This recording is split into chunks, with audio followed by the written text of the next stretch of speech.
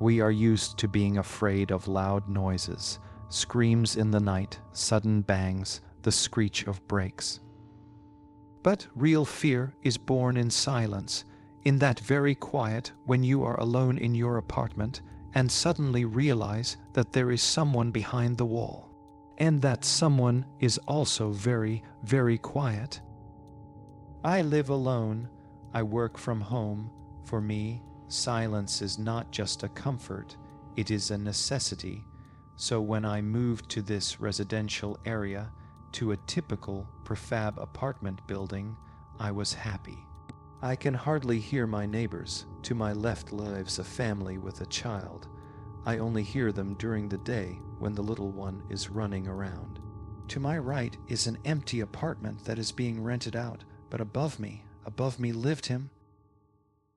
I never saw him. In 6 months, I never once ran into him on the stairs or in the hallway. I didn't even know his name. I just knew he was there. Sometimes, late at night, I would hear solitary, measured footsteps above my head, back and forth from one end of the room to the other, as if he were measuring the space. No music, no television, no voices. Just those footsteps.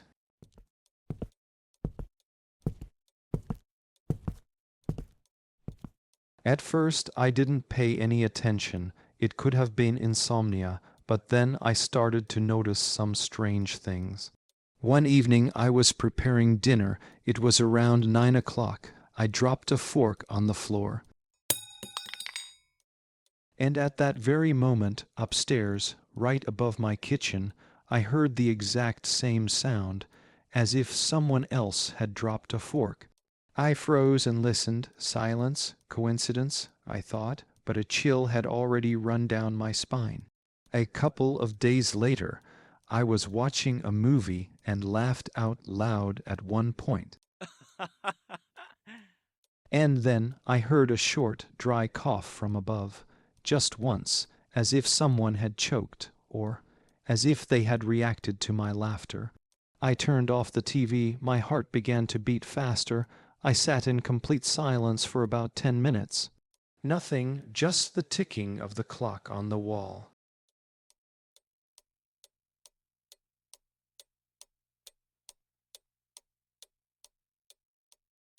I started experimenting. It was silly, irrational, but I had to check. In the evening, standing in the middle of my living room, I deliberately sneezed loudly.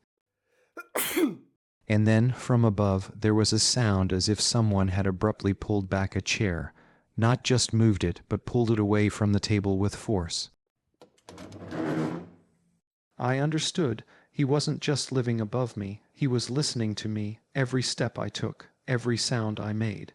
This fact turned my world upside down.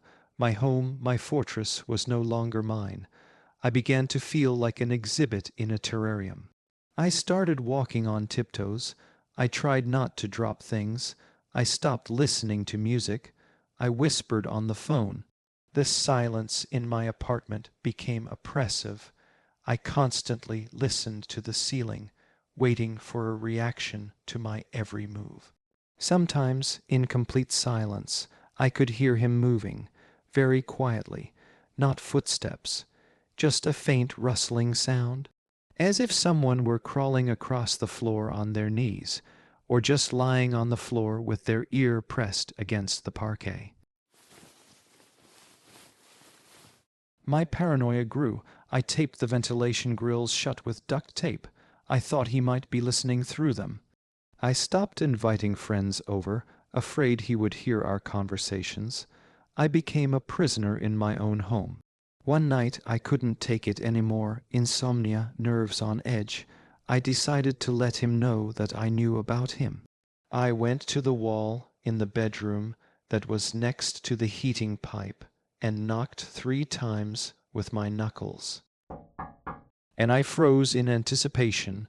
A second passed, 2, 5, and then, from above, right above my head, came the answer.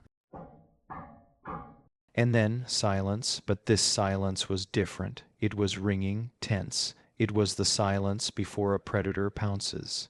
I realized I had made a terrible mistake. I had broken the main rule of this game. I had shown that I knew. Everything changed that night. The footsteps stopped, so did the rustling. There was absolute dead silence. It was even scarier. Before, at least I knew where he was. Now I didn't.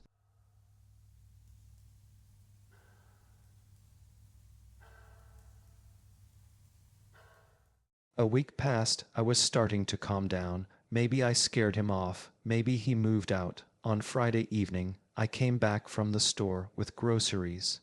I opened the door, entered the apartment, and put the bags on the floor in the hallway, and froze. Something was wrong. The air, it was different, stale, and there was a smell, a faint, strange, sweet and sour smell.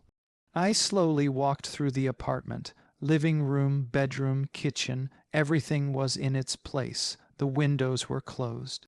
Nothing was missing, but the feeling of someone else's presence was almost palpable, as if someone had been here just a second ago and then vanished into thin air.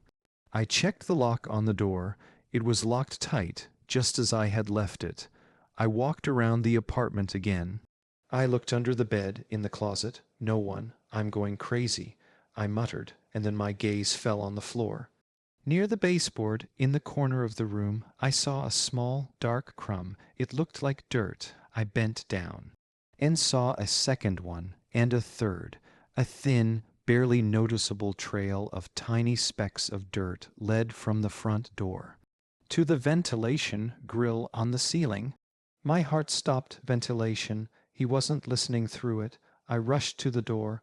With trembling hands, I turned the key, jumped out into the stairwell, and slammed the door shut. I ran down the stairs without looking where I was going. I ran out into the street, into the cold night air. I just stood there and breathed, trying to stop my whole body from shaking. He was in my apartment. He was here. He was moving through the ventilation shafts. I couldn't go back there. I called a friend, said I had a burst pipe, and asked if I could stay the night. I didn't sleep all night. The trail of mud was all I could see. The next day, I decided I had to do something. I called the police. I said I suspected someone had broken into my apartment. The local cop came, lazily looked around, and shrugged. The locks are intact. Nothing is missing. Maybe you imagined it, your nerves. He didn't believe me. I looked like a madman. I realized that there was no help to be had. In the evening, I returned to the apartment. Fear mixed with anger. I had to find evidence. I bought the cheapest webcam with a motion sensor and installed it in the corner of the living room, pointing it at the ventilation grill on the ceiling. I connected it to my laptop, set it to record motion, and went to stay with a friend for the night. In the morning, I rushed back. My heart was pounding so hard that it hurt to breathe. I sat down at my laptop. The program showed that one video had been recorded during the night. It was 17 seconds long. I opened the file. The first few seconds of the video showed just a dark corner of my apartment. Silence. And suddenly, against the backdrop of the narrator's voice, there is the sound of metal scraping, as if someone is trying to remove a grate. The sound should be loud and sharp. The ventilation grate on the ceiling slowly creaks as it slides to the side. Nothing can be seen in the dark opening that has formed. A couple more seconds pass, and a hand descends from the darkness. A long, thin, unnaturally pale hand. The fingers slowly unclench, and something small falls onto my carpet. Something I can't make out at first, and then a face appears from the darkness of the shaft. It looks straight into the camera. The face of an ordinary man in his 40s, unremarkable. Tired eyes, stubble, but on his lips there is a slight, barely noticeable smile. He looks at the camera for another second, and then his head disappears back into the darkness.